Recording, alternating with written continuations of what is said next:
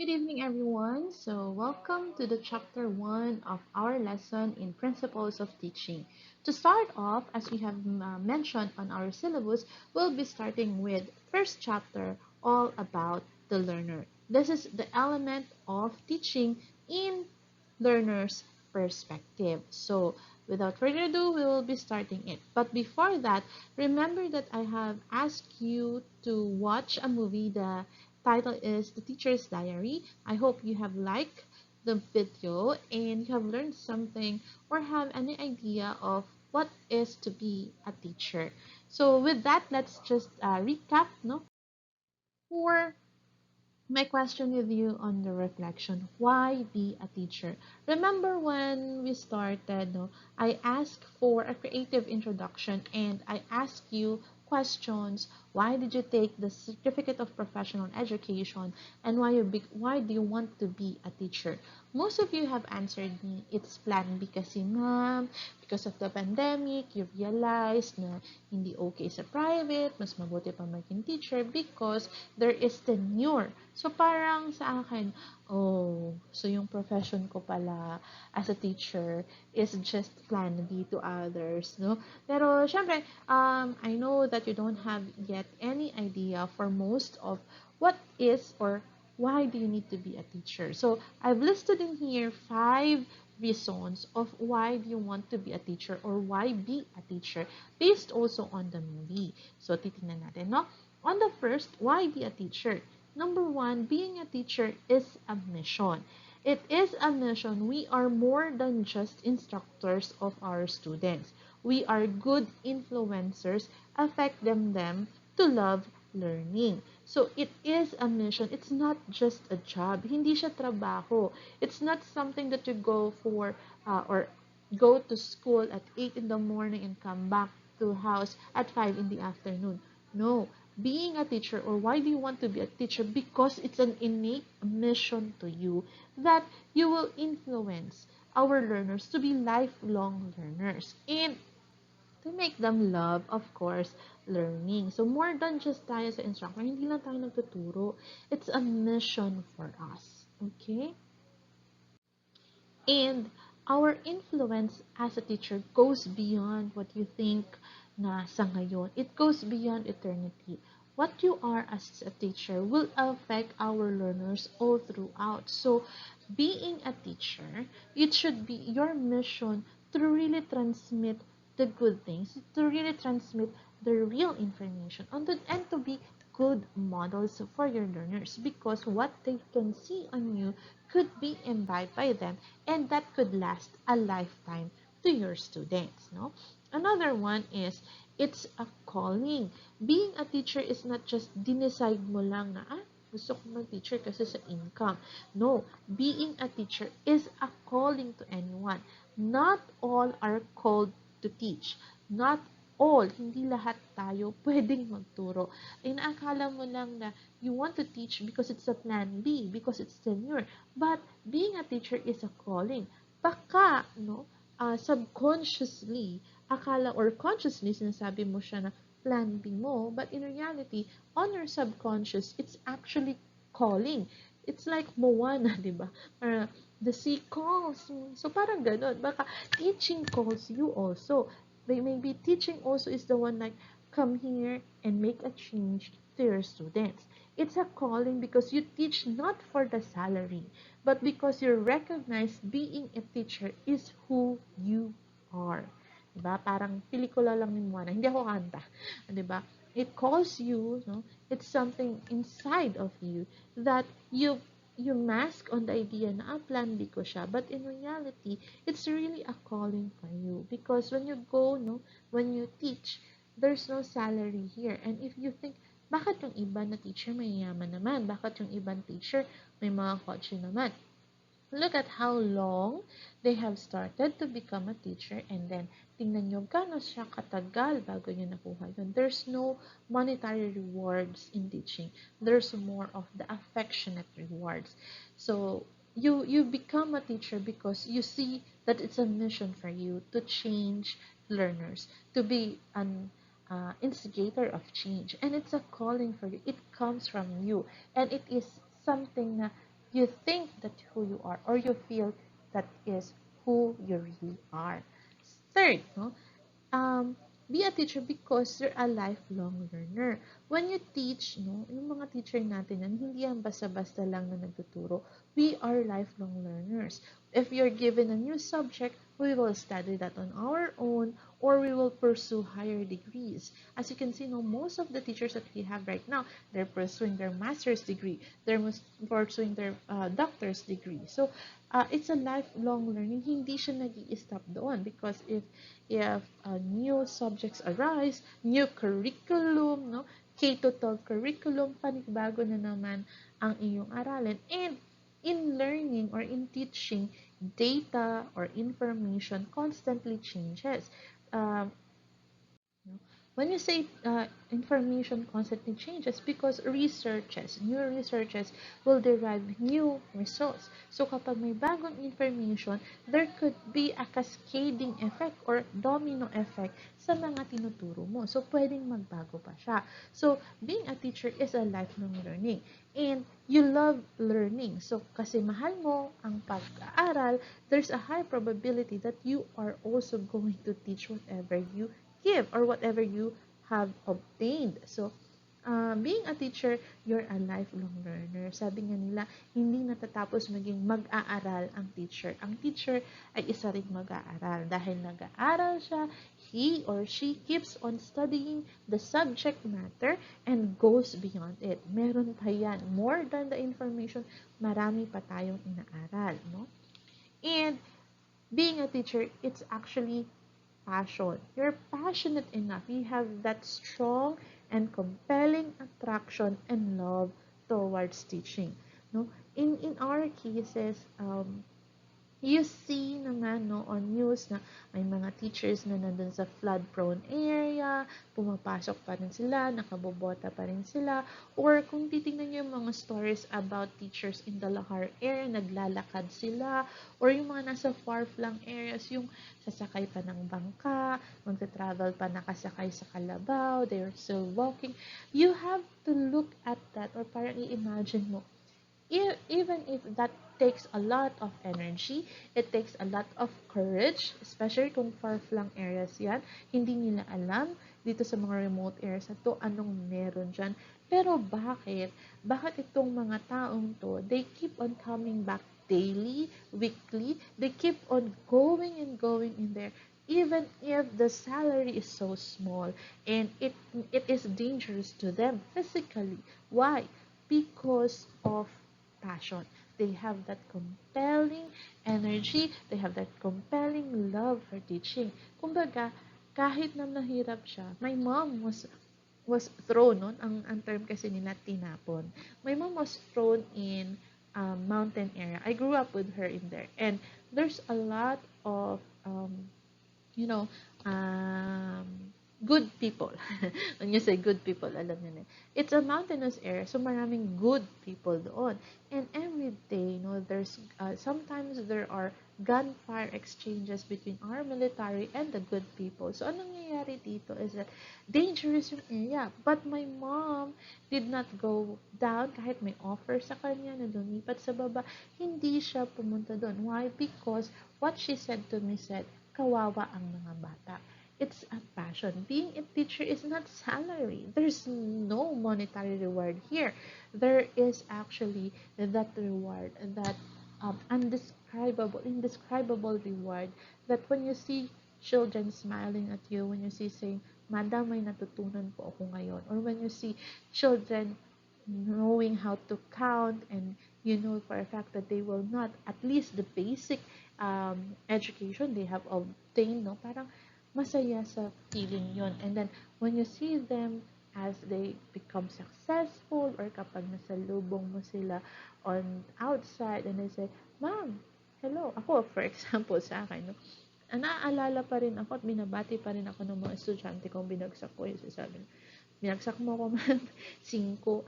5 ba binigay ko? Yes, ma'am. Pero dahil doon natuto ako, nagising ako na hindi siya basa-basa. And nung niretake ko siya, ma'am, sa inyo po ulit, you passed me. Because now, I understand that when I do my lessons well, or kapag nag-aral ako, mas mapapabuti siya. That's the reward of teaching. Hindi siya basta-basta lang na naging teacher ka because of money. As you can see doon sa sa movie, kailangan pa niyang magwangka. And then pagdating niya doon, ang challenge sa kanya is that different sa isang klase, iba-iba ang grade levels ng bata, iba-iba ang edad ng bata, iba-iba ang pinanggagalingan ng bata. Pero as a teacher, mahirap sa una, but then again, he committed on teaching those students dun sa a teacher's diary. Why? Because instead of just looking on the hirap, he has the passion, he has that love towards teaching. May calling kasi siyang magturo. And he sees to it that it becomes his mission to transform his students. So, why? Bakit ganun? We have to understand that teaching is the noble profession. It's a noblest job. It's most noble with most of the profession that we have. Okay, so previously, as I've said, as a teacher, we are, our profession is the noble profession. It actually feeds on continuing other educational curriculum. So, tayo yung bumubuhay pa. Tayo yung nagbibigay ng, parang tayo pa yung nanganganak ng other professions. So, being a teacher, it's a noblest profession. It's not just a job. It's a mission. It's a calling. So, sabi nga, let me share to you, sabi, teaching is making a difference. So, when you want to become a teacher, make sure that at every day, you do make a difference.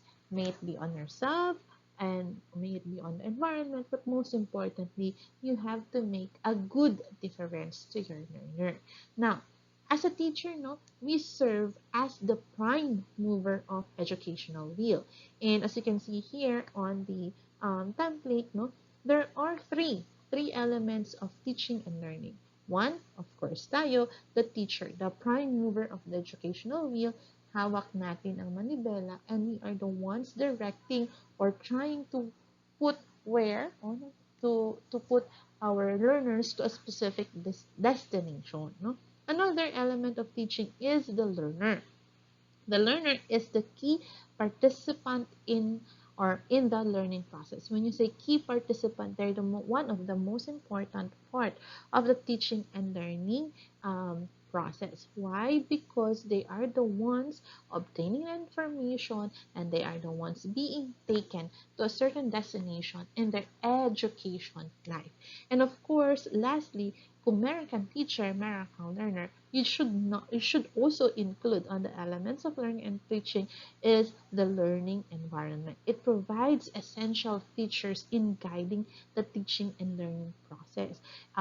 Later on several chapters, pag-uusapan natin sila. And actually, these elements are, subdivided into different chapters. So this chapter, our first chapter, will all focus about the learner, our key participant, are one of the important elements in the teaching and learning process. So again, si teacher, prime mover of the wheel, si learner, siya yung participant, siya yung passenger, and yung learning environment, siya yung boss, siya yung environment natin, siya yung lugar kung saan nangyayari ang teaching and learning process. Of course, meron din siyang effect sa process na ito. Now, let's look at a learner. What's a learner ba? So, as you can see, pag sinabi mong learner, ang agad na pumapasok sa utak mo, isang bata na naka-uniform, pumapasok sa school. But take note, guys, that learning just not only entail those that are inside the four walls of the school or the classroom. You are still a learner. Tayong mga teacher are also learners. So, isipin nyo, ang learner, the word should not only be boxed to those students who are enrolled in the subject. Okay? Now, learner. So, I want to ask you, is this true? Every child is a potential genius. Do you agree or disagree? Mabuti pa you give me a short paragraph if you agree with this, or i-chat nyo na lang siya sa akin. I just want to know if you agree that every child is a potential genius. For me, sige since hindi naman um, for me, every child is a potential genius. It's true. It depends on how they are being nurtured, how their natural capabilities and capacities and skills and ideas, how are they being molded, how are they being nurtured. And every child, though they are unique, though they have differences, they do have their own set of capabilities or knowledge or skills that we can harness. And by harnessing as teachers, as the wheel movers, as the one molding the learners, they could be potential geniuses in the future. So hawak din natin yan. Of course, in coordination with the family and their environment. Okay, learner is an embodied spirit. So why? Why do you think so? It said that learner is an embodied spirit. So bakit? So embodied spirit because as you can see here, this is a previous illustration of being an embodied spirit, and this is being used when you're tackling in the Greek mythology or mythology. So learners are or contains two parts, embodied spirit. One, the learner has a body, and two, the learner has a soul or spirit. Now, so as a body, learners contain their sense of sight, smell, hearing, taste, and touch.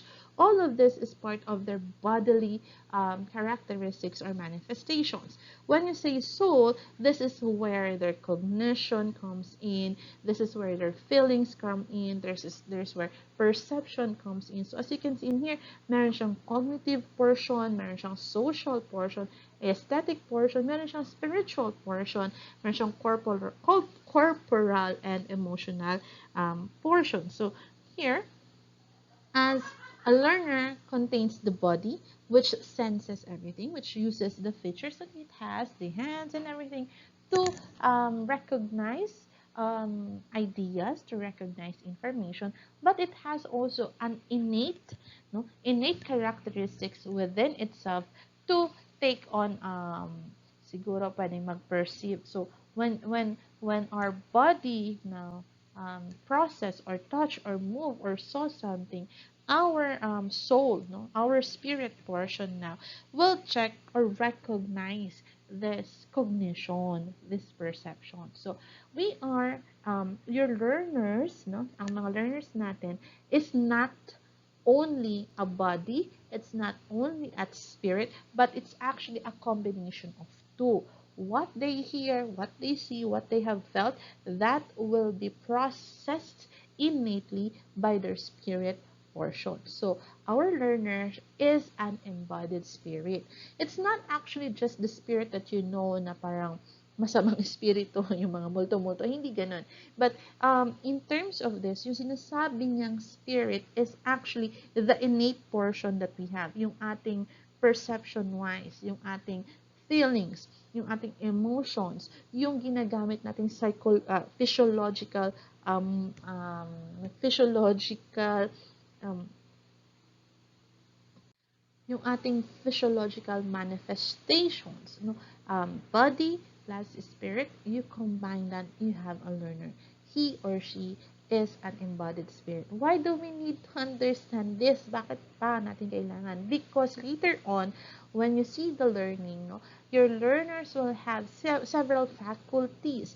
These faculties are actually embedded also in this. They have the cognitive faculties and they have the appetitive faculties. Cognitive, dito nakapasok yung mga bodily structures, and then you have their appetitive, nandiyan naman yung ating mga feelings, yung will, yung something that is not tangible, but it's part of your student. So when you say body, tangible yan, nahahawakan mo, nakikita mo, and can be used using tangible, pang-tangible things. And then yung ating spirit dito, it's innate, it's not tangible, and hindi siya tangible na material. And yet, when you combine these two, you'll give a holistic learner capable of doing metacognition, doing cognition, and doing learning. So, your learner is an embodied spirit, a combination of tangible characteristics and non-tangible characteristics. Okay? Now, so what are the fundamental equipment of learners? Kanina pinag-usapan natin is embodied spirit siya. Meron siyang bodily structure, meron siyang spiritual structure. So pag-usapan natin dito sa dalawang to, ano yung mga fundamental equipments ng ating learners that they use in learning. Actually, dalawa lang naman yan. So madali. So learners natin has two faculties or two fundamental faculties. One, they have the cognitive faculties. These are faculties that are related to basic operation of the human brain and are necessary for the learning process. Pag sinabi mo kasing cognitive, cognition, always mong isipin knowledge, always mong isipin utak. So, dito nakapasok yung mga faculties. It is where the basic characteristics of your learners in terms, in relation of their human brain or the functioning of their brain is, which is also are necessary for the learning process. And the second faculty that we have is the appetitive faculty. When you say appetitive faculty, these are the equipment in learning, which includes their feeling, their emotion, as well as their rational will. So, kapag cognitive, utak, cognition, this is where they use yung kanilang human brains to process information. Pag appetitive, more on the feelings, the emotional portion of the learners. So, with these two faculties, you need to understand ano ba yung mga cognitive faculties ng learners natin, ano rin yung mga appetitive faculties ng learners natin. Kasi if you know the faculties or these fundamental equipments, you will have a guide on how you will deal with learners. Kasi kung hindi mo to naiintindihan, mahihirapan kang intindihin din ang learners mo. If you do understand their cognitive, their cognitive characteristics and their appetitive characteristics, then you can have an idea on how you will deal your lessons or how you will deal the teaching learning processes. So tingnan natin, what are the cognitive faculties and what are the appetitive faculties of our learners? Now, there are five main cognitive faculties of our learners. One, they have their five senses. No? Alam niyo na yung five senses natin, the seeing, the smelling, the touching, channeling. And then, the second that we have, your learners have instincts. Ano bang instincts? Three, you have also, your learners have also imagination. We do have imagination, and they are important parts, and parcel on the learning process. Your learners also have memory skills. They have that faculty in there. So, memorization is an important part of the teaching learning process. Pero pag-usapan natin, anong klaseng memorization ito? And fifth is intellect. All of our learners have intellect. No matter how you think that they have a high or low intellect, they have intellect. As I've said earlier, every learner is a potential genius. If you think that the learner, mababa naman yung kanyang intellect-wise, hindi naman siya magaling, and so on and so forth, then there could be mistakes in your teaching. Kasi, as we said, your learners are potential geniuses. It's how you mold them. It's how you drive the bus for reaching their goal. Every child is unique and every child is our geniuses in the future. Depende na yan sa mangyayari sa kanya on the teaching and learning process. But again, for cognitive, in relation to the human brain or functioning of the human brain, meron tayong 5. 5 senses, instincts, imagination, memory, and intellect. By the way, probably hahatiin ko tong chapter 1 natin kasi medyo mahaba yung oras na kinakain niya, And then, di ba, i-upload naman natin siya para nababalik-balikan nyo. Now, you have the cognitive faculties. Let's go to the appetitive faculties. Your learners have 3 main appetitive faculties. One, they have feelings. Your learners have feelings, so you need to be very careful on how you perceive or how you will handle the current feelings that your students have. They are also emotional beings. They are thrown with emotions. And from one point in the class to another point in the class, your students could go from happy, smiling to crying and angry. No? So, emotional being yan. Meron siyang nararamdaman. And sometimes, no, I experience also this. Sometimes you're just teaching, no, or just asking for you. It's a question na wala ka namang miningin, pero biglang you have touched a sensitive topic for your learners. So, nandyan pumapasok na naman ang feelings and emotions that they have. So, being a teacher, you're not just looking at the cognition, you're not just looking at their ability to process information, but you're also looking at the state of your learners. Ano ang estado ng kanilang pakiramdam? Kasama yan. And also their rational will. Alam yung will, yung si Kuya Will, hindi. When you say rational will, it's your idea, yung focus on achieving a certain goal. Meron din ang mga bata natin yan. So, if you have the 5 cognitive faculties and then you have the 3 appetitive faculties, we combine this. These are some of the guidance that you need to take or look at when you are dealing with your learners kasi meron silang basic nitong 8 to. Okay? So, iisa-isahin naman natin siya. We will start first on the cognitive faculty. By the way, we will be having a very long topic with this and you might be thrown, no, ng mga several forefathers of education. As I promised and as you expect, no, sabi niyo, you want to learn more, so I will be giving you more. Hinamon niyo ako ng more information. So, bibigay ko yan. Deal. And a joke lang po. So, before I go in there, you can pause in here. No, i-pause niyo muna. And you take notebook or any, pwede niyong paglagyan ng mga information kasi marami po akong babanggiting terms, marami po akong ipapakilala sa inyo. So, baka at some point, maguluhan, at least, kahit may video tayo, meron din po kayong tinitake notes. Kasi, minsan, wala tayong internet, so mabuti na rin may notes. And, that will enhance your 4th cognitive faculty, memorization. Okay, let's move on to the cognitive faculty. Now, 5 senses. The first cognitive faculty a learner has or have are their 5 senses. So, through the learner's 5 senses, the learners can be able to see, to see, to hear, to taste, to smell, and to feel or touch. Kulang, ang galing. Okay, so they're able to see, hear, smell, taste, touch. Okay. Now, for example, why do we need to understand that your students have this cognitive faculty? For example, when I say the word apple, no? When I say the word apple, or let's just imagine that I have an apple in here and try natin siyang gamitan ng 5 senses. So, an apple. So, what your learners will see, no? Ano ang nakikita niya sa apple? Unang-una, its color. It's color red.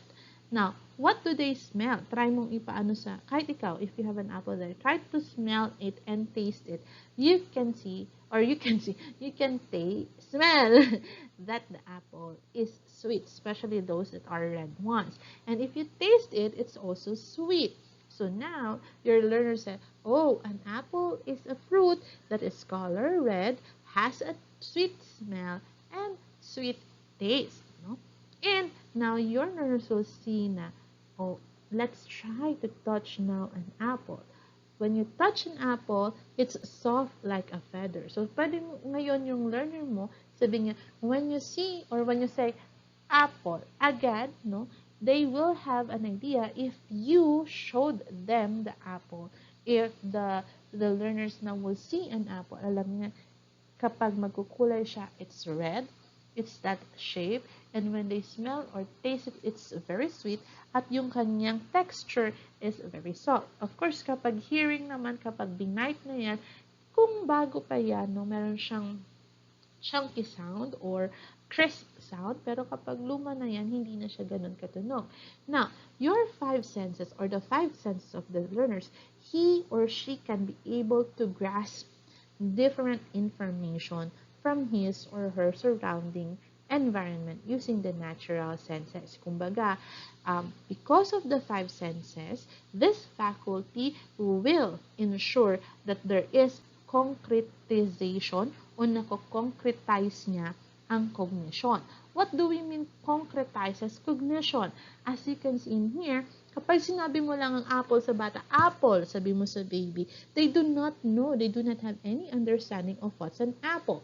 But when they have seen, when they have smelled, when they have tasted, when they have touched or heard the way you eat an apple, there is now a strengthening, mas nagiging konkreto yung idea ng bata na ang apple ay kulay pula, ang apple ay matamis, at ito ay smooth. Hindi na lang siya basta A-P-P-L-E. Pero pag sinabi mong apple, automatic magpa-flash na yan sa utak ng bata na ang apple ay ganito. Okay? Ito yung sinasabi natin that your learners now have their five senses. And these five senses will concretize their idea of a certain material. Pero pag sinabi mong araw, no, your learners will know kung sinabi mo lang araw, sun. Kung bagong bata yan, they do not have any idea yet of what's a sun. But when you put her or him outside and you say, araw or sun, and then they felt that it's hot. They saw that it's yellow, no? They saw, or pwedeng may iba silang may associate dito, nako-concretize nila yung idea na this is the sun, no? As you can see, hindi na lang siya basta salitang sun, hindi na lang siya basta salitang apple, but there is now cognition o pagkilala na ang itong word na to ay itong bagay na to. Why? Because they have experienced it by their five senses. Now, dito pumapasok yung first educational theory ni Edgar Dale. This is the Dale's cone of experiences. So, itong picture na nandito na nasa taas ko or kung sino yung nasa, basta yung matanda, ay, bad, yung naka black and white dito, that is Edgar Dale. He is the one who theorized the cone of experience.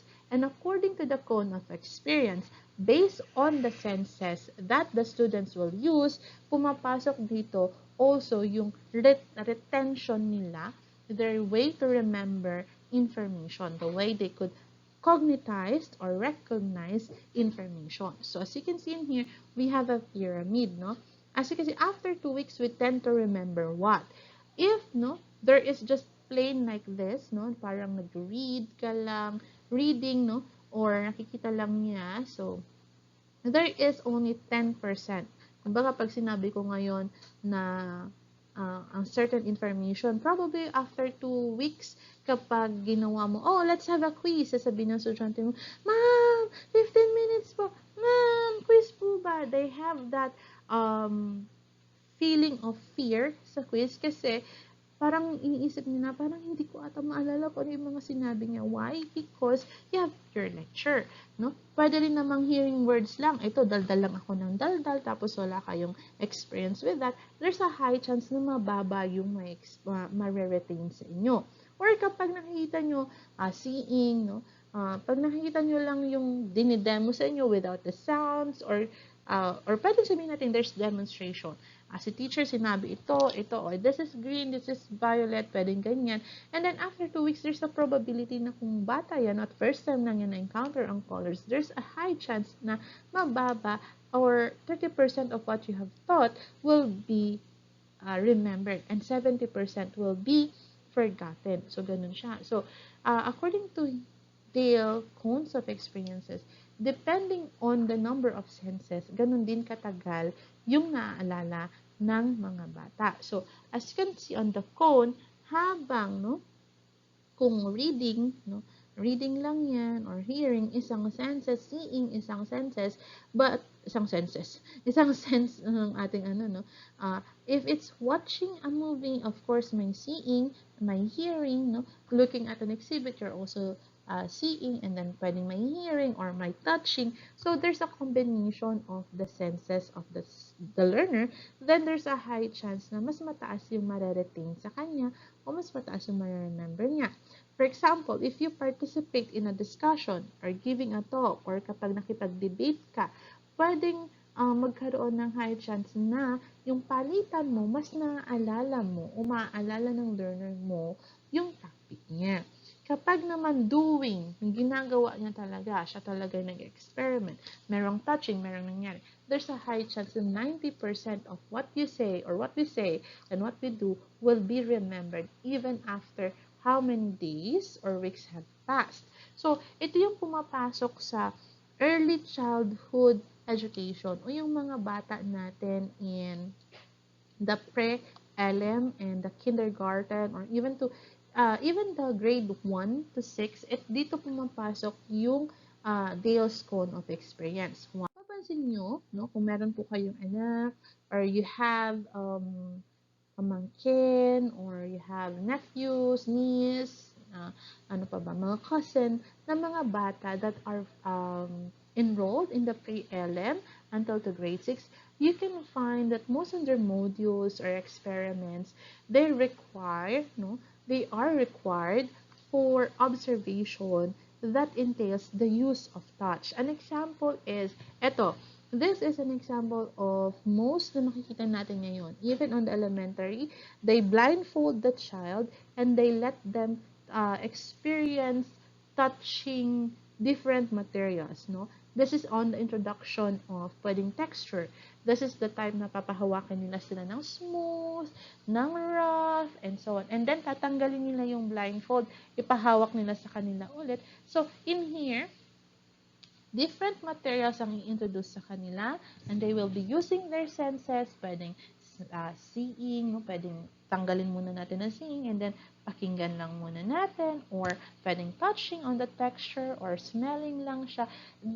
The learner will be thrown with different experiences using their innate senses. So, ang mangyayari ngayon dito, nagkakaroon tayo ng concretization o mas nasusolidify natin yung isang information o isang bagay na gusto natin ituro sa bata. Pag sinabi mo smooth, ang isang bata, hindi naman niya maisip, ano yung smooth? Unless you let them experience what a smooth looks like, what smooth feels like. Doon lang nila ma-understand or doon lang nila papasok sa kanilang isipan na, oh, this is smooth. Or for example, sour. Orange is, or lime, lemons are sour.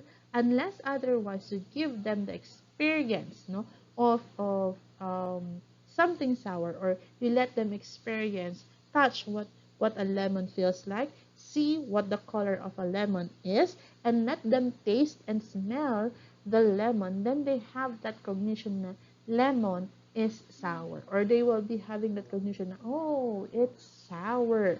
Or, for example, when you say naman,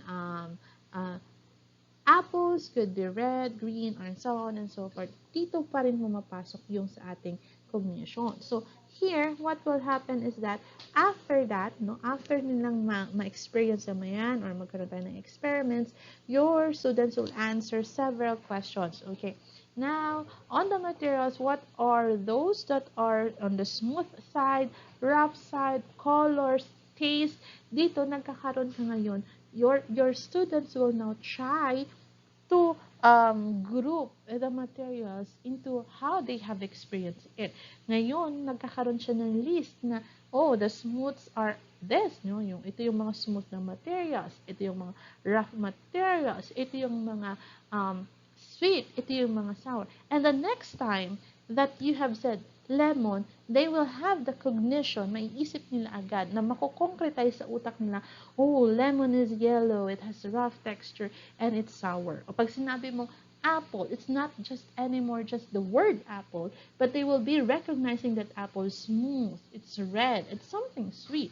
So, pag sinabi mong rough, they will associate, ikaw mismo, i-associate mo ang rough into something bumpy, rough road, or rocky, rocky road na road talaga, o yung ice cream na rocky road, o yung mukha mong hindi makinis, no? Or yung mukha ng kaklase mo na maraming bumps. So, I'm sorry. You can associate it already. So, nako-concretize mo agad na kapag rough, ganun siya, hindi siya very silky, meron siyang bumps, merong ugaw. So, ganun din ang mga learners mo. The more that they use the senses, the more ng learning. Ito ang sinasabi ni Dale sa kanyang cone of experiences. As you can see here, no, tabihan natin siya. On the first one, so makikita nyo po dito, no, on this one, ito yung dinidiscuss ko sa inyo kanina pa, no, depende on the senses that you use, no, on the senses that you use in here. It all depends on ano yung ginagamit na senses ng mga bata. So, kapag ang gamit lang nila is their eyes, there's a high chance na mababa lang yung percentage ng kanilang na-remember. So, paano ba yan? If you will be looking at on another Dale's cone of experiences, dito naman sa side ng kabila in here, you will be seeing, no, kapag you're just using text or verbal symbols, burahin natin yan. So, kapag ang ginagamit mo lang ay text and verbal symbols, this has actually katumbas niya or parallel to this one on this cone. So, makikita mo, there's only 10% chance that whatever you have discussed, yan lang yung mareretain sa kanila. But as you go on, no, as you go on here sa cone of experience, hanggat wala silang experiential learning or learning by doing on this part. This portion is yung meron ka ng purposeful experience. They are the ones in the situation, they have nasa real world sila, and they have direct, they are the ones trying to learn the material. So, gagamit sila ngayon ng learning by doing, experiments. They're the ones trying to see whether the material is an acid or a base by using agents or by using litmus paper.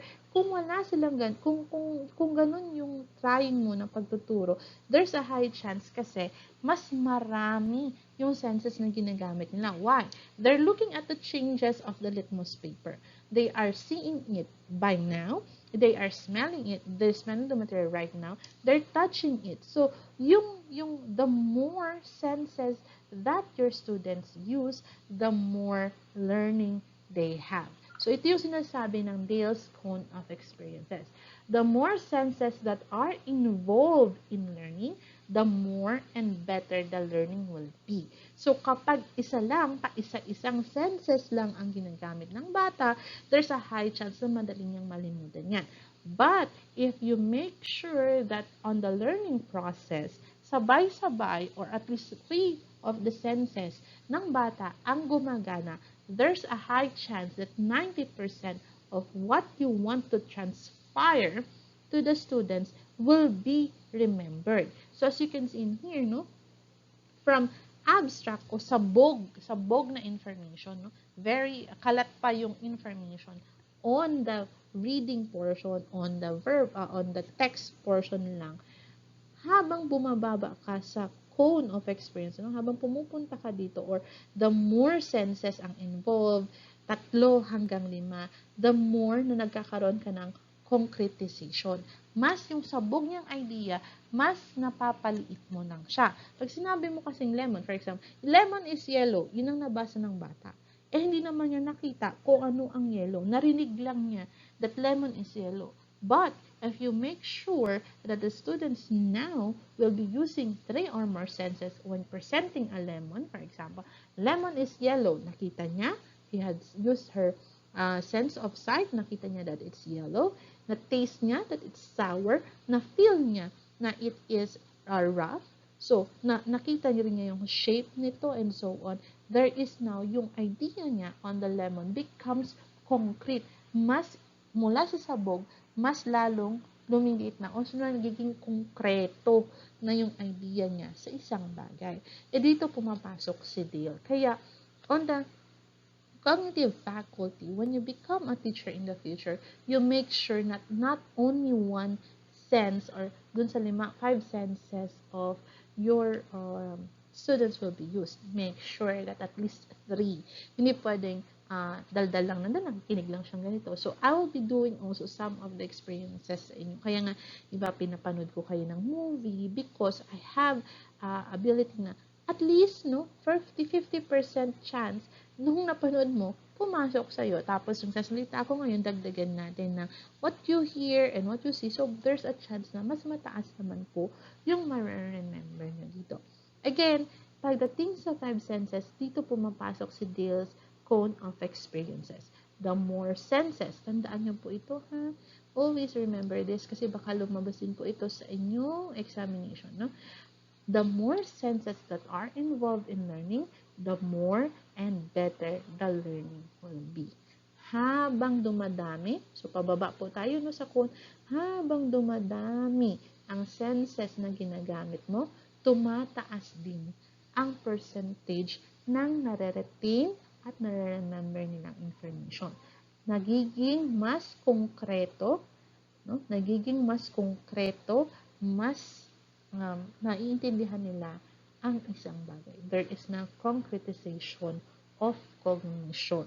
Mas hindi na ngayon sabog o kalat, mas pino at mas compact na yung intindi nila sa isang bagay. Okay? I hope it clarifies you or at least meron kayo natutunan dito. Again, pag 5 senses, no, it's on the experience. Yung experiential learning or learning by doing. So, pagdating sa klase nyo in the future, mas maganda that students are thrown into experiments. They are the ones pwedeng kayong mag-simulation. Ipa-experience nyo talaga sa kanila. This is one of the way ngayon ng education natin. Learning by doing or experiential learning. Kapag na-experience nila, naramdaman nila, pag yung talagang sila yung gumagawa, mas mataas ang chance that cognition and learning will be strengthened. Mas buo yung pag-aaral nila. So, ganun po tayo. So, in the future, make sure na na-experience ng bata hanggat maaari. Kung hindi kaya, you add other senses na lang ibang gawin. Okay? So, if you have questions, probably on Friday, magla-live ako. Doon na lang tayo mag-tanungan. Okay? Next that we have, next faculty, cognitive faculty of your students is imagination. Imagination is the learner is able to form, no? The learner is able to form representation of material objects which are not actually present to the senses. Meaning, when you say imagination, this is the cognitive faculty of students wherein they could imagine or at least they could form representations ng mga bagay na binanggit nyo. For example, when I say sa inyo, no, tree, puno, ano nasa isip nyo? Some of you may think of a mango tree. Some of you may think yung sa drawing nyo na pa ganun, tapos parang may cloud na pa ganun. Some of you will think of a coconut tree. Or some of you will think about other types of trees. Pwedeng forest nga biglang mag-pop up sa utak mo. If you can say that, o pag sinabi ko sa inyo, jewelry, alahas, or kapag sinabi ko sa inyo, babae, depende sa kung anong mag-form sa utak mo, nandoon din yung inyong imagination na tinatawag natin, nakapag-imagine ka kagad. O dream of your, what is your dream vacation? So, yung iba, ang dream vacation is sa Boracay, dagat, or sa isang pristine area. Yung iba, ang dream vacation nila, matulog, kama. Yung iba naman, ang dream vacation nila is sa mountain or hiking, ganyan. So, different of iba-iba kayo, iba-ibang imagination nyo. Why? Because that is innate with you. That's your cognitive faculty. Ganon din sa learner. So, they have the capability to imagine, lalo na kung meron silang prior experience to that material. Or, katulad ng nangyari sa binabanggit ko kanina sa five senses, nagkaroon na ng concretization ng cognition. Kumbaga, meron na silang idea kung ano yung sinasabi mo. Pag sinabi kong fruit, automatic they have the idea of an apple, lemon, grapes, and so on. Why? Because they have experience handling it, they have experience using their senses. So, mai-imagine na nila ito ngayon. It is the ability, no, of the mind to build mental scenes, objects, or events that do not exist at the moment or are not present at the moment, and or it may have happened in the past. For example, pag sinabi mo stars, so iba-iba ang kanilang cognition sa stars. Siyempre, wala namang stars na makikita mo right now, biglang mag-pop up dyan sa gilid. Hindi naman siya ganun, di ba? So, they have their bit, kapag stars, it's twinkling, twinkling. Yung iba nga, yung five pointed stars ang nasa isip. So, depende na lamang siya. So, ating sa mental scenes natin. Imagination yan ng mga bata. And, kapag nagtuturo ka, there are sometimes, no, sometimes, not naman sometimes, always, no, there are several topics or lessons na mapupunta sa'yo that is, yung mga gagamitin mo doon is not actually present. For example, galaxies, planets, so, pwedeng deep sea ocean, or pwedeng ang ano mo dito is nasa USA, ang topic mo, or ang topic mo si Alexander the Great, pag-history, or ang topic mo naman is si Jose Rizal. They are not anymore present right now. They are dead. You cannot see them, or hindi natin sila pwedeng madala doon. So what happened now is that you will use the ability of your learners to imagine. No? By his or her power of imagination, he or she is able to form abstracts. Nagkakaroon sila ng abstraction. Pag sinabi mong lemon, ganun yung itsura niya. So, iayos mo siya ngayon. Pagdating sa lemon, ang alam ng bata, lemon is sour, yellow, and so on. Pero pagdating sa science subject mo, dito mo na ipapasok yung acidity, di ba? Or yung, pwede mo na ipasok dito yung mga ibang substance na meron sa kanya. So, pupunta siya vitamin C and so on. And so on. Imagination. So, in terms of imagination, no, pwede mong, what could you do to enhance, the capability or the cognitive faculty of your learners in imagination? Number one, pwede kang magpa-role playing. In terms of role playing, for example, you cannot take kids outside, lalo na ngayon because of COVID, or even before, hindi mo basta-basta pwedeng dalhin yung bata sa palengke just for them, no, to know what is a seller, what's a buyer, how do we seller and buyer. Ano? So, hindi mo pwedeng dalhin ang isang bata agad-agad doon. Tapos, ipapakita mo, this is how economics happen, the demand and the supply. This is the price. Hindi ko naman siya pwedeng din. Lalo na kung maraming bata yan, and hindi siya agad-agad pinapayagan ilabas sa school. So, anong gagawin mo? For them to experience or understand, syempre, again, babalikan natin ang five senses.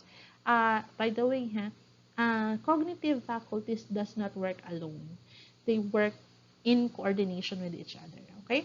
So, para maramdaman nila o maintindihan nila ano ang seller, ano ang buyer, no? Sa sitwasyon na nasa picture ngayon, gumawa ka ngayon ng role-playing. In the role-playing, let them imagine how to be the one selling the goods and how the one to be the one consuming or buying the goods. So, pwede ka magkaroon ng role-play. At the same time, na-enhance mo yung five senses nila. May imagination na, may five senses pa. You can also try to enhance imagination by simulations. Ito yung nauuso naman ngayon, especially ngayon in the COVID-19.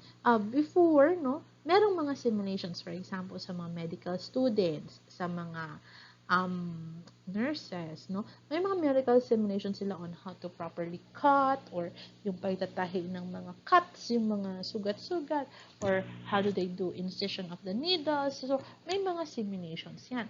Meron din po tayo we also have what they call the PhET. Alam ko, yung iba dito alam po, PhET simulations. It's free. it comes from a university in America, no, may mga simulations wherein the students are there, nasa laptop lang, and then meron simulations na mag-a-add sila ng chemical doon sa computer, tapos mag-turn ng ganito.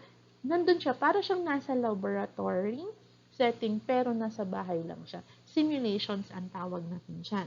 You can also do that. Why? Because they are trying to use their imagination coupled with their five senses. So, yung experiential learning o yung pag-aaral nila, mas na-enhance or mas na-strengthen. No? There's also a way in here, no, para ma-enhance yung imagination ng mga bata. They could be doing drawings, no? Pa-drawingin mo sila, role-playing, nandyan siya. You can have visualizing, dress designing, pwedeng creative expression of themselves, writing, paggawa sa kanila ng mga tula in relation to your subject. Pwede ba yun, ma'am? I do that, no? For example, ang lesson ko is cell and cell organelles. Pinapaano ko sila? Pinapa-role-playing ko ang mga college students. Paano? They sometimes do ako sa mitochondria, they act the function of the organelles. Or sometimes, in my evolutionary class, saan ka nakakita evolution? Pero meron akong ginagawa for imagination. Anong ginagawa ko sa kanila? I assign them tasks or I assign them topics. And you know what? Even college students, they have this capability. They make their own song. Ang saya. Natutuwa ko sa mga bata. Napaka-creative nila. Yung imagination nila coupled with other cognitive faculties. Very good. Kumbaga, they have the song. I hope siguro next meeting may pakita ko sa inyo. Mag-ask muna ako ng approval nila kung pwedeng gamitin, ano. They make a song of evolution, no. Ang saya lang na ginawa nila yung kanta ni Taylor Swift, same ang tono, same ang rhythm, pero pinalitan nila yung lyrics to incorporate the important notes, important details nung subject namin. Ito ay nangyari nito lang, last semester. So, mapapansin niyo there, kahit na nag-online class ako, kahit na we're not physically facing, actually, hindi ko pa sila kilala kasi nagka-COVID na, pressure ata sila. And then, sila ulit ng students, so we have not yet met. Pero, yung output nila, very good. Ang gagaling naman ginawa ng iba, hindi lang sila kumanta, may nagsayaw pa. So, parang imagine mo, paano mo isasayaw ang evolution? They did that. They also do role-playing. Alam mo yung online role-playing, boses ang ginagamit nila for acting. Ito, in this kind of setup, no, in imagination, you are making sure that your students are thinking outside the box. Kahit na nasa online kami, if you try to make them, no, sa group mo sila or individually mo na, you put a task where in creation or their creativity comes in na enhancing imagination skills na they are also enhancing their five senses. So, ang nangyari dito, learning now is not just from me, but there's now learning on their part. Bakit? Yung pinag-aralan nyo, pinag-creative presentation mo. So, nung nagkaroon creative presentation, five senses nila, and even their imagination na are in use. So, ang maganda dito, na-review nila yung mga important topics or important information at the same time, na-strengthen yung pinag-aaralan doon sa mga bata or sa learners because of their cognitive faculty. Okay? So, pwede nyo rin siyang gawin in the future, lalo na kung new normal na tayo. Maganda na, even yung mga iba kong kasama, physiology ang topic or chemistry ang topic, pero napapasayaw namin mga bata, napapasok namin.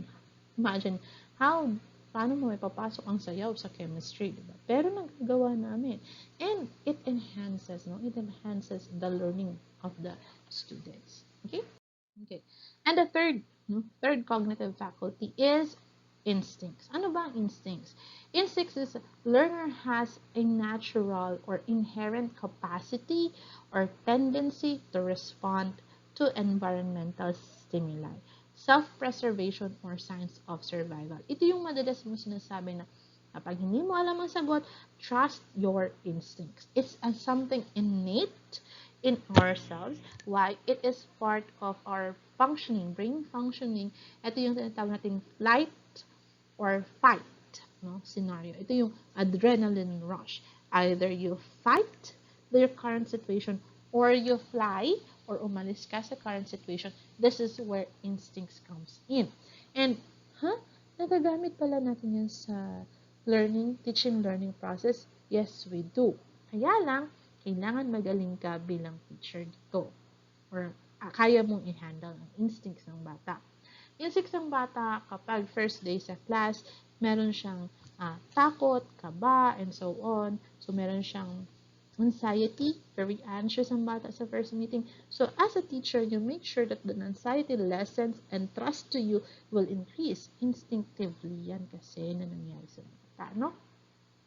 Teachers must make learners know how to control his or her instincts to result in a positive understanding, reasoning, choice, and self-control. Kasi ang instinct, fight or flight yan, minsan napaka-brute ng instinct natin, no? Parang, for you to be able to survive, mananakit ka. Ito yung mga instances na nananaksak ang bata, lalo yung sa mga early childhood education, yung ECE natin, yung mga bata natin, di ba, meron na nagsaksakan ng lapis. Why? Because instinctively sa kanila, they want to defend it. So, pag sinaktan sila ng kapwa, mananakit din sila. Instinct kasi yun. So, kailangan, ikaw na teacher, maayos mo yung ganong instinct ng bata by setting of rules, kunin mo yung kanilang trust, maraming ways naman. Hindi naman lahat ng estudyante ganun agad. Okay.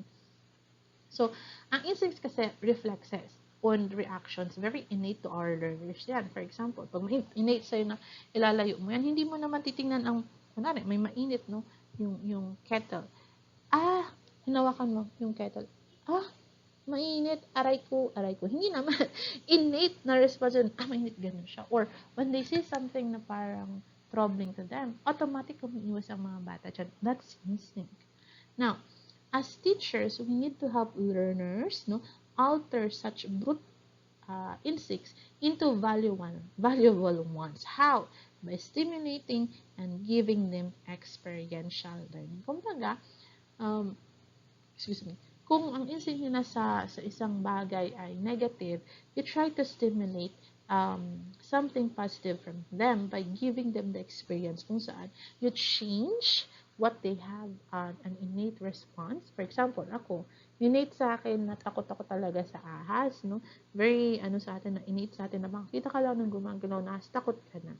But in terms of kung ikaw naman ay isang biologist, no, na teacher or bio teachers, maraming estudyante kung takot sa insekto, takot sa palaka, you have to stimulate them or you have to give them positive experience towards that.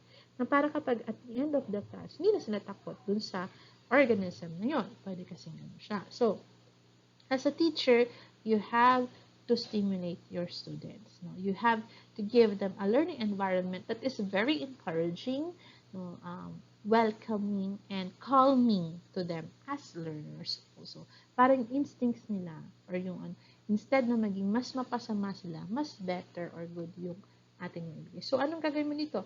Dito pumapasok yung mga motivations natin na parang stimulating motivations. For example, kung takot sila sa mathematics, so anong gagawin mo para hindi sila matakot sa division, hindi sila matakot sa multiplication? You show cartoons kung bata yan na may ginagawa siyang multiplication or division. Nai-stimulate hindi pala nakakatakot ang mathematics.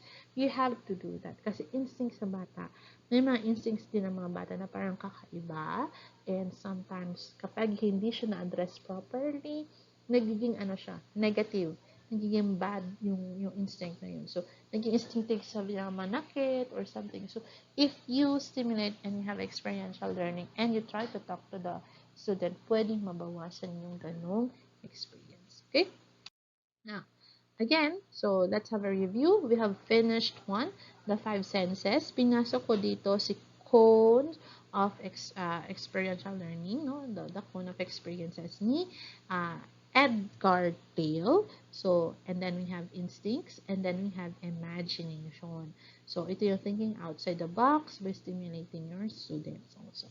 And we still have memory and we have intellect. But I will cut our discussion hanggang dito na lamang since we already have more than 1 hour. So, kung naguguluhan, i-replay nyo lang po itong recordings. I highly suggest na magkaroon kayo ng notebook kasi on our discussion on memory and intellect, may ipapakilala na naman akong dalawang tao and the information in here is quite vast. So, ikakat ko siya para mas matutukan natin ang memory and intellect. So, if you have questions, isulat nyo lang din sa notebook ninyo para kapag nag-live tayo, I will be soliciting the questions para mas ma-enhance natin yung inyong learning. So, without further ado, maraming salamat po. I hope you have a great night. I hope I have shared enough information on the why you need to be a teacher and the 3 cognitive faculties of our learners. And I hope to see you again next meeting for another lesson. Siguro baka recorded video again kasi mahina pa ang aking internet. And ganun lang ulit. Ano ba mag-close? I close the program. No. Again, good evening. I hope you be safe. Keep safe always. And I hope I've transpired enough information for the 3 topics only. And see you again on the next lesson. So, thank you, good night, and have a great day. Punta na po kayo sa next class niya. Thank you!